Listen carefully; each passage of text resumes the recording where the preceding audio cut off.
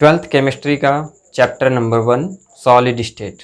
आप लोगों ने सॉलिड के बारे में कुछ बातें पिछली क्लासेस में पढ़ी हुई हैं। ये चैप्टर फिजिकल केमिस्ट्री का है, कंसेप्चुअल चैप्टर है। इसको आप आसानी से समझ सकते हैं। अगर आपके समझ में आ गया तो बहुत ईजी चैप्टर है। शुरुआत के कुछ टॉपिक हैं जो पढ़ेंगे आप, उसके बाद पूरा चैप्टर समझने वाला है। तो ठोस अवस्था के बारे में आप लोगों ने पिछली क्लास में पढ़ा है। जैसे ठोस की आकृति आयतन निश्चित होता है, ठोस के अणुओं के मध्य अंतर आणविक आकर्षण बल अत्यधिक होता है गैस और द्रव की अपेक्षा। ठोस के जो कण होते हैं, अणु होते हैं, वो पास पास होते हैं। ये सारी बातें लगभग आप जानते हैं। अब ठोस के ऊपर हम डिटेल में पढ़ेंगे, जिसके लिए पूरा चैप्टर है आपकी क्लास में। तो ठोस कितने प्रकार के होते हैं? ठोस दो प्रकार के होंगे, क्रिस्टली और अक्रिस्टली। इस चैप्टर में हमें सिर्फ क्रिस्टली ठोस को पढ़ना है। उससे पहले हम जानते हैं क्रिस्टली ठोस क्या है और क्रिस्टली ठोस क्या है। हमारे आसपास बहुत सी सारी चीज़ें दिखती हैं जो ठोस हैं। उनमें से ऐसे ठोस जिनके अवयवी कण एक रेगुलर पैटर्न में अरेंज होते हैं। रेगुलर पैटर्न का मतलब है कोई ऐसी व्यवस्था में वो कण जो हैं, अणु जो हैं, वो व्यवस्थित हैं, जो पैटर्न बार बार उस पूरे ठोस में रिपीट हो रहा है, तो वो क्रिस्टली होते हैं। क्रिस्टली के और भी कई सारे गुण हैं जिनको हम पढ़ेंगे। एक तरफ हम क्रिस्टली ठोस के गुण लिख देते हैं, दूसरी तरफ अक्रिस्टली ठोस के। इसके साथ आपको क्रिस्टली के गुण भी तैयार होते जाएंगे और क्रिस्टली अक्रिस्टली में जो अंतर है वो भी हमें पता हो जाएंगे। तो सबसे पहले देखते हैं ठोस की नज़र से तो पदार्थ को कितने भागों में बांटा गया है। अगर इस चैप्टर के अकॉर्डिंग देखें तो जो भी पदार्थ होते हैं, जो मैटर होता है, उसको दो पार्ट में डिवाइड करेंगे। एक तो रिजिड और दूसरा फ्लड। फ्लड ऐसे जिनमें बहने का गुण हो, तरल, और ये कठोर। कठोर में हमारे ठोस हो जाएंगे। तरल कौन कौन से होंगे? द्रव और गैस, क्योंकि इनमें बहने का गुण होता है। ये ग्रेविटेशन फोर्स की ओर तरफ, या फिर जैसे गैस है, गैस पूरे एक्सपैंड करती है, जहाँ भी होती है वो बहती है। द्रव होते हैं वो भी बहते हैं। सरफेस पे डाल दिया जाए तो किसी भी सतह पर वो एक स्थान से दूसरी जगह वो बहते हैं, तो बहने का गुण होता है। तो ये दोनों तरल की कैटेगरी में आ जाएंगे। और ये ठोस जो होता है, ठोस इस चैप्टर में हम पढ़ेंगे दो टाइप के होंगे। कौन कौन सी? क्रिस्टली और अक्रिस्टली। क्रिस्टली और अक्रिस्टली। क्रिस्टलाइन इंग्लिश में बोलते हैं इनको क्रिस्टलाइन, और ये अमॉर्फस। अमॉर्फस वर्ड जो है ये लिया गया है ग्रीक से, जिसका मतलब होता है नो फॉर्म, कोई फॉर्म ना होना, कोई उसकी आकृति ना होना, कोई निश्चित आकृति ना होना। अब हम क्रिस्टली और अक्रिस्टली को पढ़ेंगे। एक तरफ क्रिस्टली लिख देते हैं, दूसरी तरफ अक्रिस्टली। ये क्लासिफिकेशन आपने देख लिया। चैप्टर शुरुआत होती है चैप्टर की क्रिस्टली और अक्रिस्टली, इनके गुण, और दोनों को आपस में हम कंपेयर भी करेंगे, क्रिस्टलाइन और अमॉर्फस। क्रिस्टली और क्रिस्टली।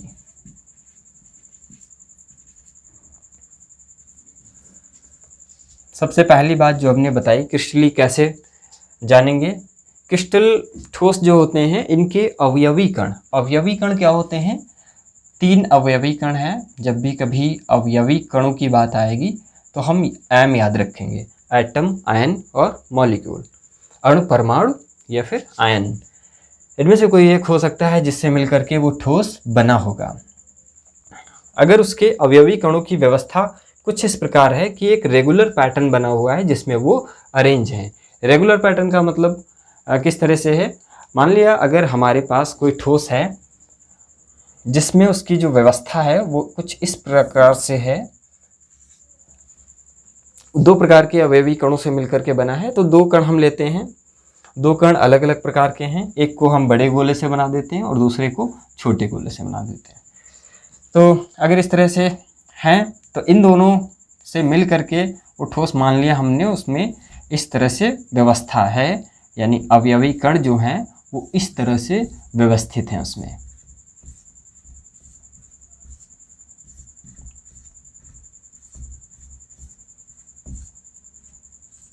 ये जो व्यवस्था है इसमें आप देख रहे हैं एक बड़ा फिर छोटा, बड़ा छोटा, इस तरीके से दो प्रकार के अवयवी कण जो एक निश्चित क्रम में व्यवस्थित हैं, निश्चित क्रम में व्यवस्थित हैं, जिसमें हम ये जो व्यवस्था है पूरे ठोस में एक समान रूप से ये व्यवस्था होगी, इसकी पुनरावृत्ति होती रहेगी। इसमें आगे प्रिडिक्ट भी कर सकते हैं हम, अगर सतह के इस तरफ ये अरेंजमेंट है तो उस तरफ भी यही अरेंजमेंट होगा, सतह के चारों तरफ यही अरेंजमेंट होगा उस ठोस में, तो इसी को हम दीर्घ परास बोलते हैं। दीर्घ परासी व्यवस्था होती है क्रिस्टल में, दीर्घ परासी होती है क्योंकि यही पैटर्न दूर तक रिपीट होता है। अच्छा, दूसरी अगर बात करें हम अक्रिस्टलीय ठोसों की, अगर इसी प्रकार के दो अवयवी कण हैं और उनसे मिलकर के बना है अक्रिस्टलीय ठोस, तो उसमें व्यवस्था किस प्रकार की होगी? उसमें कोई रेगुलर अरेंजमेंट नहीं होगा कि यही पैटर्न हो, कहीं बड़ा आ जाएगा तो कहीं छोटा आ गया, कोई रेगुलर पैटर्न नहीं है। इस तरह से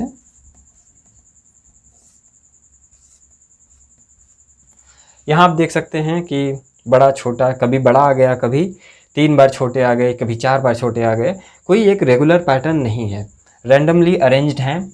ठीक वैसे ही ऐसे समझ लो जैसे अगर किसी बॉक्स में लड्डू भरने हो तो हम कैसे भरेंगे, बढ़िया आराम से एक परत होगी फिर उसके ऊपर परत होगी, लेकिन अगर बोरी में उस लड्डू हो या गेंद समझ लो, उनको बोरी में भरेंगे तो उसमें एक रैंडम अरेंजमेंट होगा, उसमें कोई रेगुलर पैटर्न नहीं होगा। तो ये ऐसा लग रहे हैं, ये क्रिस्टली के हैं, ये क्रिस्टलाइन का एग्जाम्पल है और ये एमॉर्फस का है। ठीक है, अक्रिस्टली और क्रिस्टली, इनमें कोई निश्चित क्रम नहीं होता है, इनकी संरचना भी निश्चित नहीं होती है। तो पहली प्रॉपर्टी हम यही लिख लेंगे, इनमें क्या होती है? दीर्घ परासी व्यवस्था होती है, दीर्घ परासी व्यवस्था होती है। इनमें लघु परासी व्यवस्था होती है। लघु परासी मतलब एक पैटर्न है जो थोड़ी दूर तक फॉलो होगा, कभी कभी लगेगा आपको कि बड़ा फिर छोटा, बड़ा फिर छोटा, बड़ा फिर छोटा, ऐसा लग रहा है, लेकिन हर जगह क्या यही है? नहीं। तो इसमें लघु परासी व्यवस्था होती है, लघु परासी व्यवस्था, कोटि भी लिख देते हैं, लघु परासी, दीर्घ परासी कोटि, लघु परासी कोटि। दूसरी बात, इनकी जो संरचना होती है वो निश्चित होती है, संरचना निश्चित होती है। अक्रिस्टलीय ठोसों की जो संरचना होगी वो क्या होगी? अनिश्चित होगी, निश्चित नहीं होगी।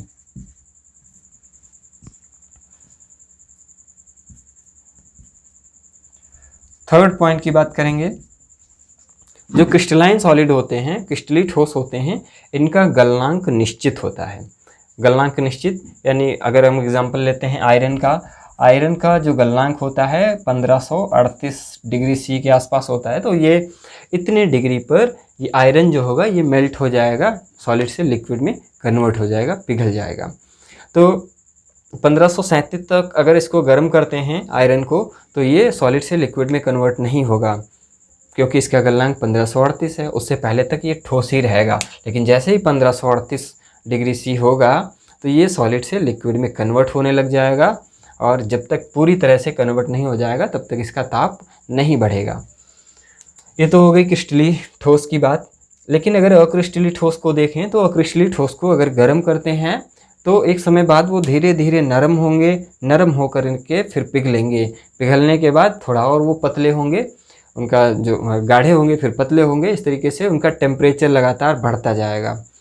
ठीक है, तो ये इनमें जो होता है शार्प मेल्टिंग पॉइंट, यानी निश्चित, विशेष, निश्चित, विशेष क्योंकि सबका अलग अलग होगा, आयरन का अलग होगा, कॉपर का अलग होगा, विशेष निश्चित गलनांक।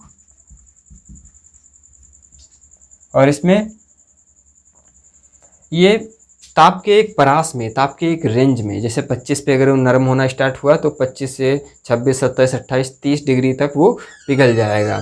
तो कहने का मतलब है ये एक ताप के टेम्परेचर के एक रेंज में धीरे धीरे नरम होकर के पिघलते हैं। ठीक है, ये ताप के एक परास में धीरे धीरे नरम होकर पिघलते हैं।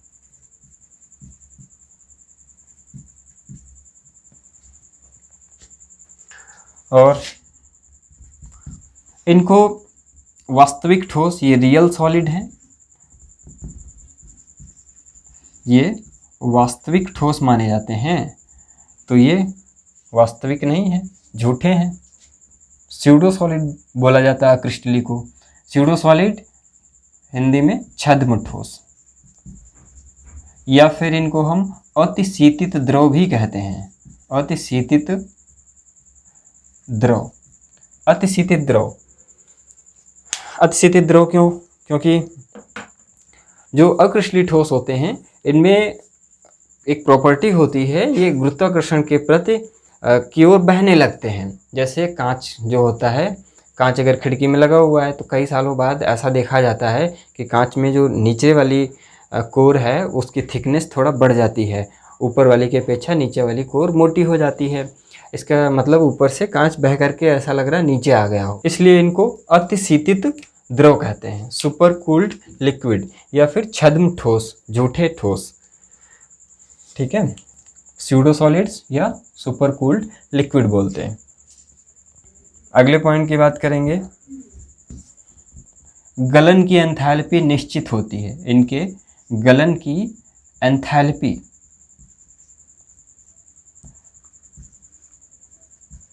निश्चित होती है, इनके गलन की एंथैल्पी निश्चित नहीं होती है।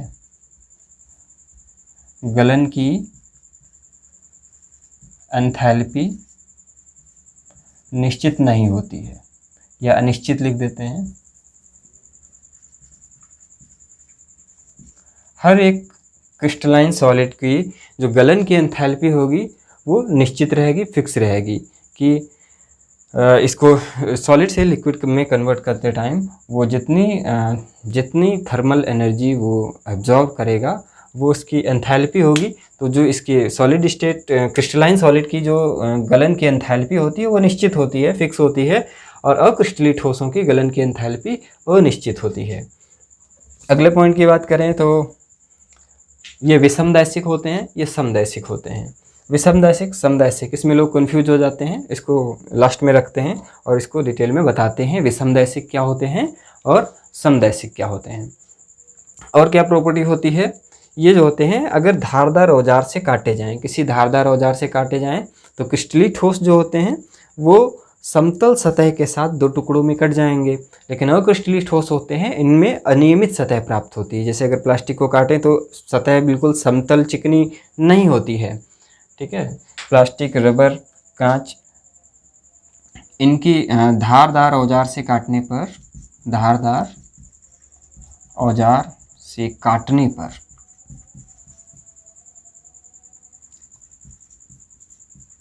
समतल चिकनी सतह वाले टुकड़ों में विभक्त हो जाते हैं, टुकड़ों में विभक्त हो जाते हैं। अगर इनकी बात करें तो ये धारदार औजार से काटने पर, ये धारदार औजार से काटने पर अनियमित सतह वाले टुकड़ों में विभक्त होते हैं। ठीक है, या इनमें अनियमित सतह प्राप्त होती हैं। तो यहाँ लिख लेना, धारदार औजार से काटने पर अनियमित सतह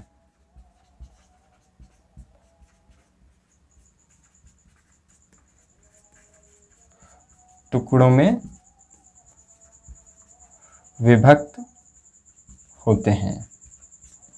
ठीक है, नेक्स्ट पॉइंट जो हमारा है 7th पॉइंट, ये जो होते हैं विषमदैशिक होते हैं, विषमदैशिक, और ये अक्रिस्टलीय सॉलिड जो होते हैं वो समदैशिक होते हैं। क्रिस्टलीय ठोस विषमदैशिक और अक्रिस्टलीय ठोस समदैशिक होते हैं।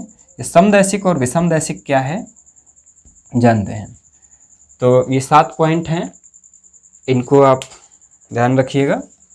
क्रिस्टलीय और अक्रिस्टलीय में अंतर भी है, और क्रिस्टलीय ठोस क्या है तो उनमें हम इतनी बातें लिख सकते हैं, अक्रिस्टलीय ठोस क्या है तो इनमें इतनी बातें लिख सकते हैं कि अक्रिस्टलीय ठोस ये होते हैं। ठीक है, अब हम बात करेंगे समदैशिक और विषमदैशिक की। इसको रब कर देते हैं।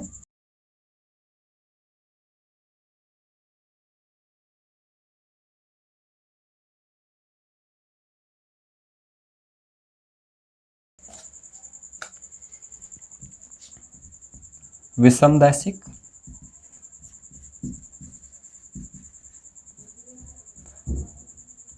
And isotropic.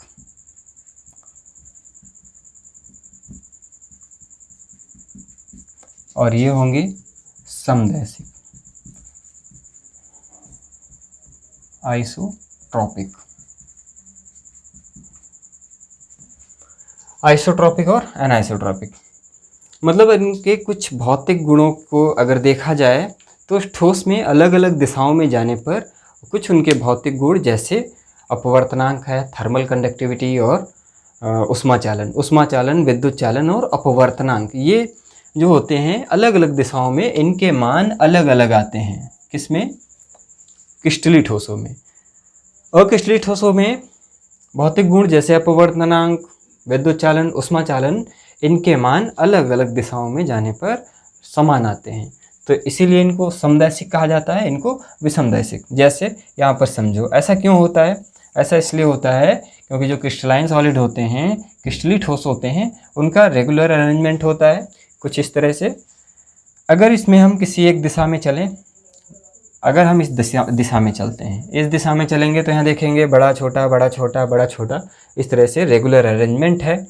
अगर किसी और दिशा में चलें, जैसे इस दिशा में, तो यहाँ क्या हो गया? अब तो अरेंजमेंट, पहले जो रेगुलर अरेंजमेंट था जिसमें अल्टरनेट सीक्वेंस में छोटे बड़े थे, यहाँ पर सभी बड़े आ रहे हैं। किसी और दिशा में चलें, यहाँ पर सभी छोटे आ रहे हैं। किसी और दिशा में चलें, ये यहाँ पर सभी बड़े आ रहे हैं। यहाँ हमें ये देखने को मिल रहा है कि अगर हम अलग अलग दिशाओं में चलते हैं, जाते हैं, तो हमें अलग अलग अरेंजमेंट देखने को मिलता है अवयवी कणों का।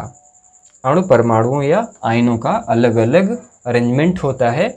इस वजह से इनके अपवर्तनांक के, जैसे अगर अपवर्तनांक निकालना होता है तो हमने फिजिक्स में पढ़ा होगा sin i by sin r, ऐसे ही अपवर्तनांक निकाल सकते हैं c/v से।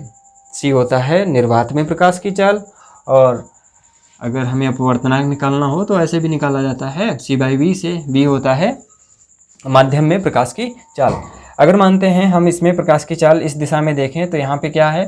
सभी एक ही तरह के अवयवी कण पड़ रहे हैं, तो इस दिशा में जो इसकी स्पीड आएगी प्रकाश की, और इस दिशा में जो स्पीड आएगी, यहाँ पर अरेंजमेंट दूसरी तरह का है, यहाँ पे दो अलग स्पीड आएगी। इसमें अगर देखें, इसमें सभी छोटे पड़ रहे हैं अवयवी कण, ये वाले दूसरे टाइप वाले पड़ रहे हैं, तो इसमें स्पीड दूसरी आएगी, अलग अलग मान आएंगे, अलग अलग स्पीड आएगी तो अलग अलग अपवर्तनांक भी आएगा।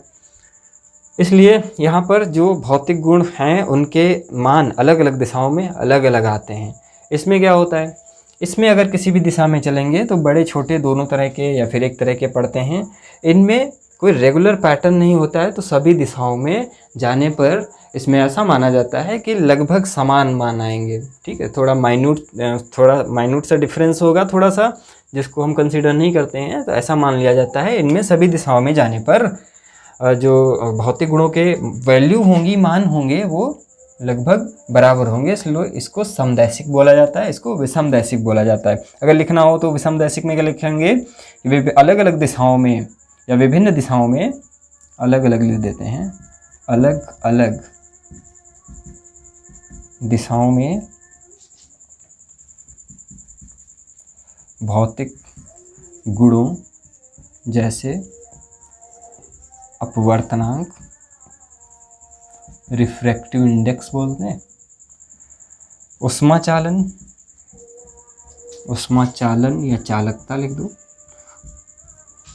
थर्मल कंडक्टिविटी और विद्युत चालकता, विद्युत इलेक्ट्रिसिटी कंडक्शन या कंडक्टिविटी ऑफ इलेक्ट्रिसिटी, चालकता,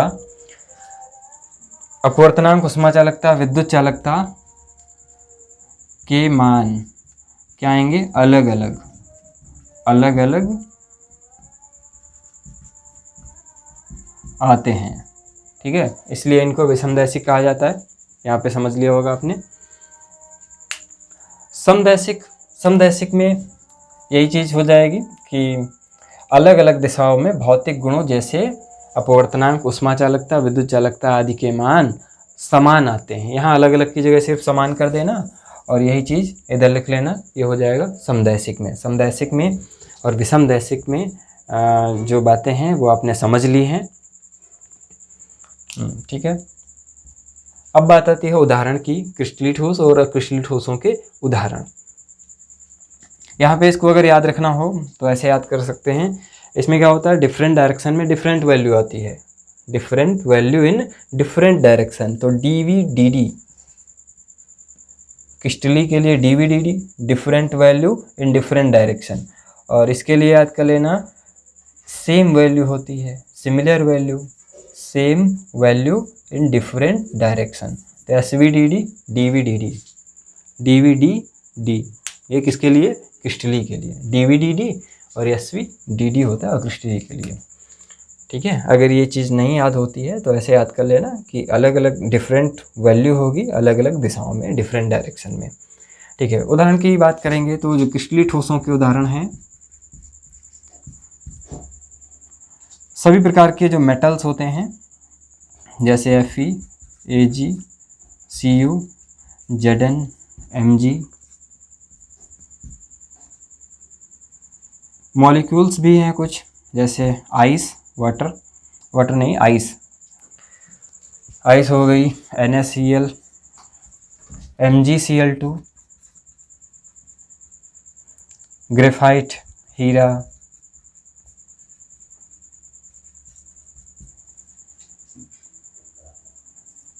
SiO2, क्वार्ट्ज जिसको बोलते हैं, ये होता है क्वार्ट्ज।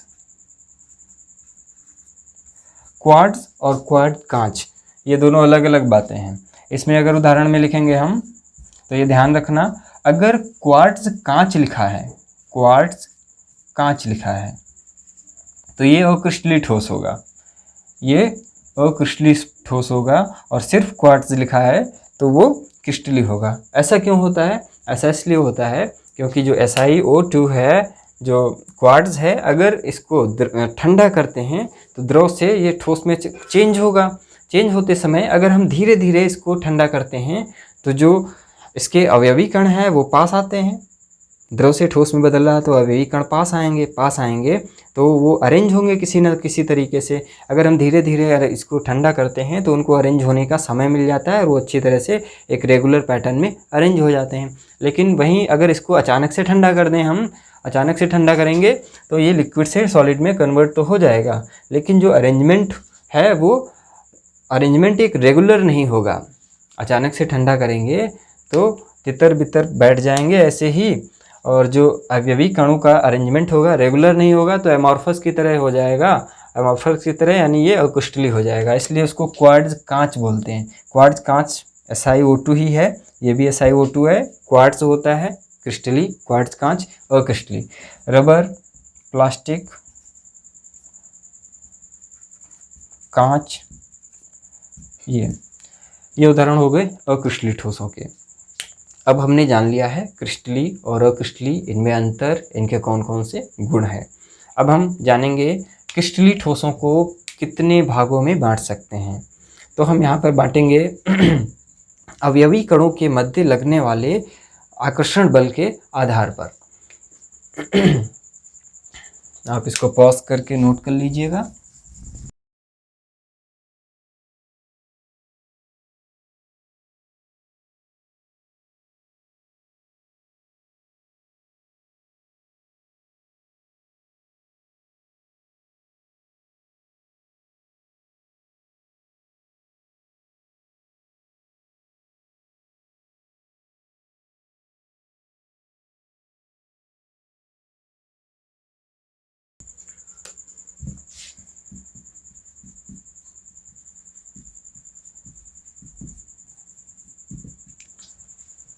अवयवी कणों के आधार पर बांटेंगे। पर अवयवी कणों के मध्य जो आकर्षण बल लग रहा है इसके आधार पर 4 भागों में बांटा गया है। एक तो आयनिक ठोस और आणविक ठोस। आयनिक ठोस, आणविक ठोस। आणविक में हमारे ध्रुवीय, अध्रुवीय, हाइड्रोजन बॉन्डेड, ये 3 सब कैटेगरी बन जाएंगी। मेटेलिक ठोस और सहसंयोजक या नेटवर्क ठोस, ये 4 कैटेगरी हैं। क्रिस्टलीय ठोसों के प्रकार में हम पहला पढ़ लेते हैं आयनिक।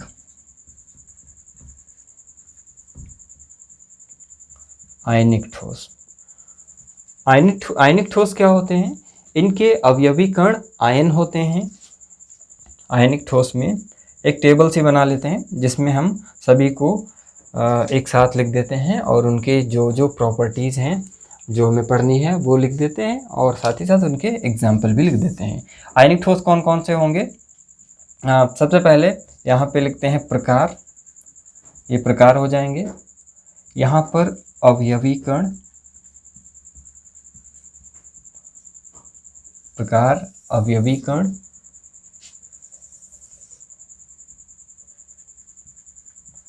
अंतर आणविक बल,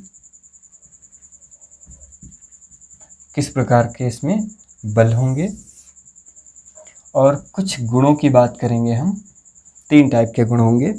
उसकी फिजिकल अपीयरेंस, यानी ठोस है, कठोर है, मुलायम है, कैसा है। और उसके गलनांक की बात करेंगे, उच्च है, निम्न है, अति निम्न है या अति उच्च है। और विद्युत चालकता की बात करेंगे कि इलेक्ट्रिसिटी का गुड कंडक्टर है या बैड कंडक्टर है, चालक है या कुचालक है। और इधर उनके उदाहरण हो जाएंगे। चलिए, पहला हमने लिया आयनिक ठोस। इनके अवयवी कण क्या होते हैं? आयन, यानी ये आयनों से मिलकर के बने होंगे। आयन आपस में कैसे जुड़े होते हैं? जैसे आयन होंगे तो एक धनायन होगा, एक ऋणायन होगा, आपस में क्या होगा? अट्रैक्शन होगा। फोर्स ऑफ अट्रैक्शन जो होगा वो कैसा होगा? स्थिर वैद्युत आकर्षण बल होगा, इलेक्ट्रोस्टैटिक फोर्स, स्थिर वैद्युत बल।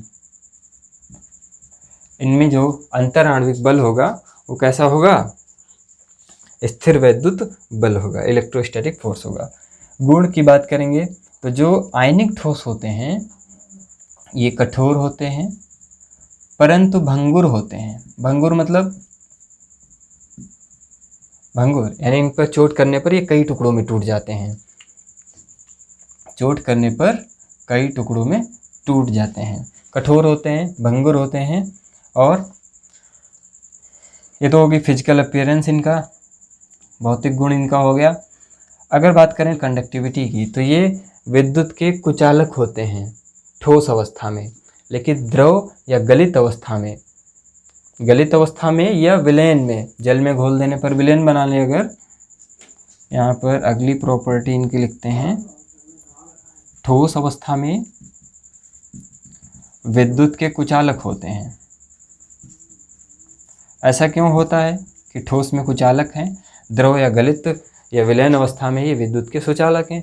क्यों? क्योंकि विद्युत का प्रवाह या तो आवेशित आयनों से होता है या फिर इलेक्ट्रॉनों के प्रवाह से होता है। तो इसमें मुक्त इलेक्ट्रॉन तो है नहीं, आवेश हैं। तो इन आवेशों के आवेश ठोस अवस्था में ये आवेश जो होते हैं ये मूव नहीं कर सकते, क्योंकि ठोस अवस्था में जो अवयवी कण होते हैं वो गति नहीं करते हैं, वो कंपन करते हैं, कंपन कर सकते हैं, गति नहीं कर पाएंगे।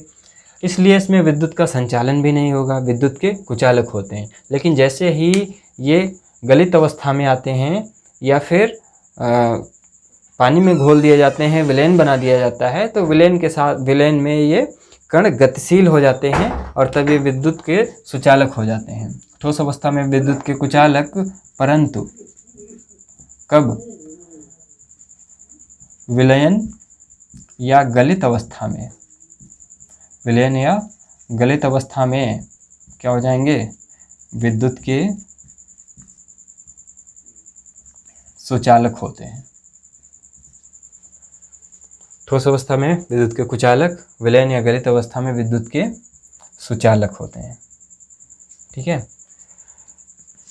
इनका जो गलनांक होता है वो उच्च होता है। पहली बात, कठोर भंगुर होते हैं, यहाँ पे इलेक्ट्रिसिटी कंडक्शन की बात कर ली हमने। और ये इनका जो गलनांक होता है ये कैसा होगा, उच्च गलनांक के होते हैं, उच्च गलनांक इनका उच्च होता है। एग्जाम्पल कौन कौन से हैं, जैसे NaCl है, KCl, MgCl2, MgO, ZnS, ये सभी आयनिक ठोस के उदाहरण हैं।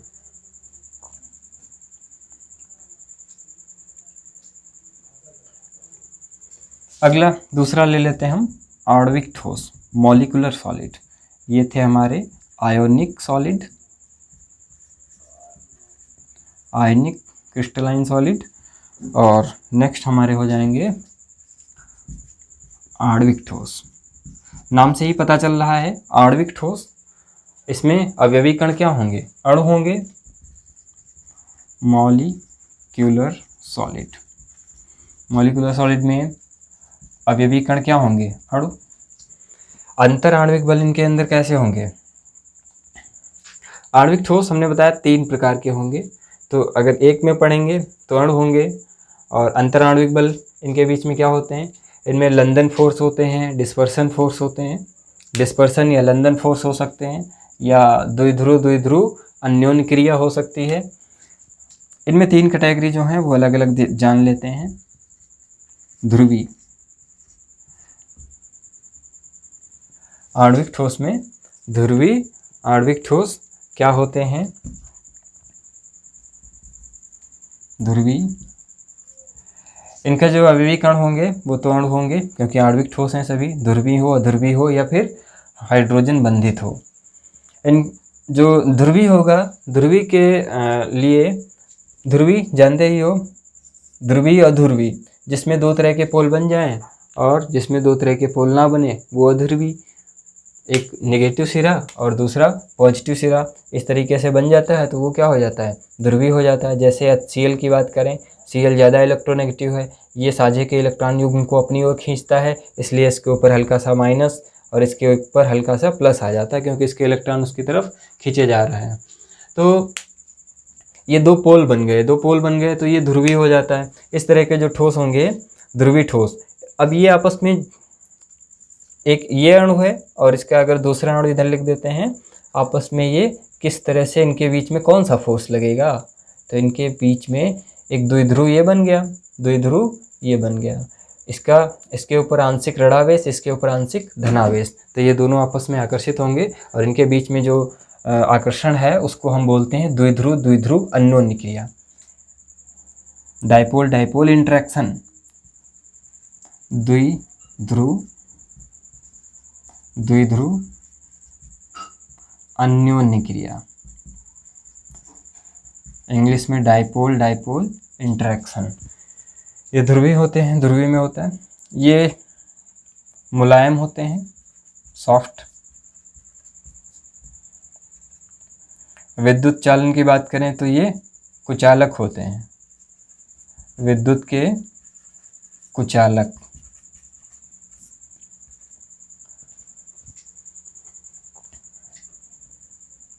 गलनांक इनका जो ध्रुवी होते हैं निम्न गलनांक होगा, निम्न गलनांक।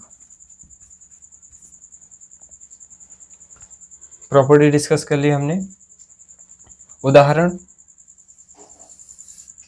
ध्रुवी ठोस के उदाहरण है जैसे HCl हो गया हमारा, SO2 हो गया, सल्फर डाइऑक्साइड, ये ध्रुवी ठोस हैं। दूसरे प्रकार के जो आणविक ठोस हैं वो अध्रुवी ठोस, ध्रुवी ठोस और यानी ये पोलर और ये नॉन पोलर, पोलर और नॉन पोलर।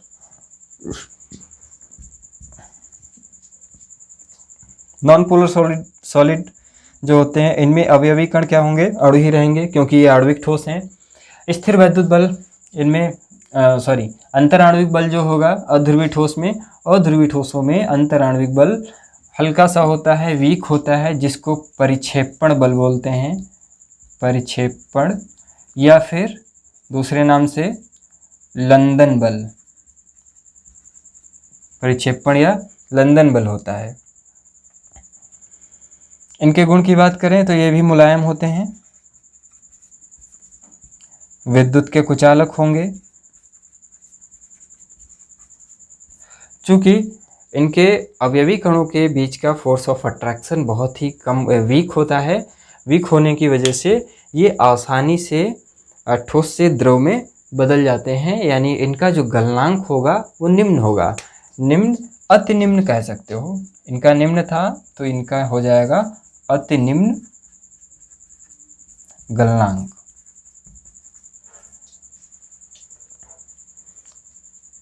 और ध्रुवीय ठोसों के उदाहरण जैसे carbon dioxide H2, I2, Br2, CCl4। आप सोच रहे होंगे इसमें कार्बन डाइऑक्साइड ये तो गैस है, हाइड्रोजन गैस है, Br2 ये तो द्रव है। तो ये सभी निम्न ताप पर, CO2 इसमें ऊर्ध्वपतन का गुण होता है, ये ठोस से सीधे गैस में और गैस से सीधे ठोस में बदल जाती है। तो CO2 निम्न ताप पर H2, निम्न ताप पर I2, निम्न ताप पर Br2। तो इनको यहाँ इनके आगे लिख सकते हो कि निम्न ताप पर, ठीक है। सॉलिड की बात कर रहे हैं तो ये सॉलिड ही हैं। CCl4 यानी कार्बन टेट्रा क्लोराइड। अगला जो है हाइड्रोजन बंधित,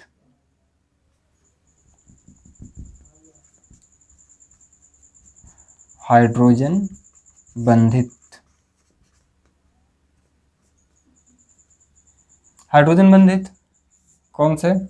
जिनमें हाइड्रोजन बंध बना होगा। हाइड्रोजन बंध आपने पढ़ा है, जब FO या N के साथ में H आता है, FO या N के FON ये हाई इलेक्ट्रोनेगेटिव है, उच्च विद्युत ऋणात्मक तत्वों के सामने H आता है तो इनके बीच में एक डॉटेड लाइन से हम प्रदर्शित करते हैं, फोर्स ऑफ अट्रैक्शन होता है, वीक फोर्स ऑफ अट्रैक्शन, जिसको हम हाइड्रोजन बंध नाम देते हैं। ये भी अणु होंगे, इसमें अवयवी कण अणु होंगे और अणुओं के बीच में जो बल काम कर रहा है वो हाइड्रोजन बंध है। गुण की बात करें तो ये कठोर होंगे, विद्युत के कुचालक होंगे, गलनांक जो होगा वो क्या होगा? साधारण गलनांक या गलनांक इनका निम्न रहेगा। इनका गलनांक निम्न, उदाहरण है H2O, आइस, बर्फ। अगला हमारा होगा आयनिक ठोस हो गए, आणविक ठोस हो गए। नेक्स्ट हमारा हो जाएगा मेटेलिक सॉलिड। इसको नोट कर लेना, पॉज करके इरेज करते हैं हम। अगला होगा हमारा धात्विक ठोस।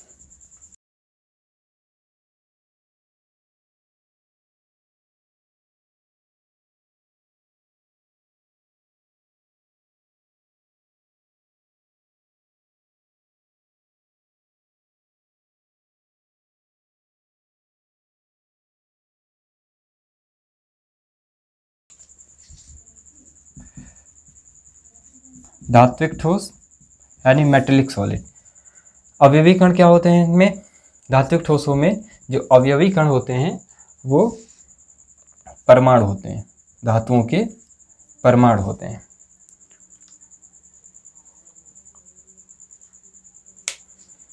ये किस तरह से होते हैं धातुओं के परमाणु? धातुओं में जो धातुएं होती हैं इनका गुण होता है इलेक्ट्रॉनों को त्यागने का, तो ये इलेक्ट्रॉन त्याग देते हैं। इलेक्ट्रॉन त्यागने के बाद जो विस्थानीकृत इलेक्ट्रॉन होते हैं वो उसी ठोस में घूमते रहते हैं। अगर कोई ठोस है उसमें धनायन बन जाते हैं, कौन? जो धातु होगी वो इलेक्ट्रॉन त्याग देगी और वो धनायन बन जाएंगे, और वो जो धनायन होंगे त्यागे गए इलेक्ट्रॉन इसी में इस तरह से ये घूम रहे होंगे। त्यागे गए इलेक्ट्रॉन घूम रहे होते हैं, तो इलेक्ट्रॉनों के घूमने की वजह से एक ये माना जाता है कि इलेक्ट्रॉनों के समुद्र में ये जो इलेक्ट्रॉन घूम रहे हैं इनको बोला जाता है इलेक्ट्रॉनों के समुद्र। इलेक्ट्रॉनों का समुद्र बन गया। इलेक्ट्रॉनों के समुद्र में धनावेशित जो आयन होते हैं वो तैरते रहते हैं। इलेक्ट्रॉनों के समुद्र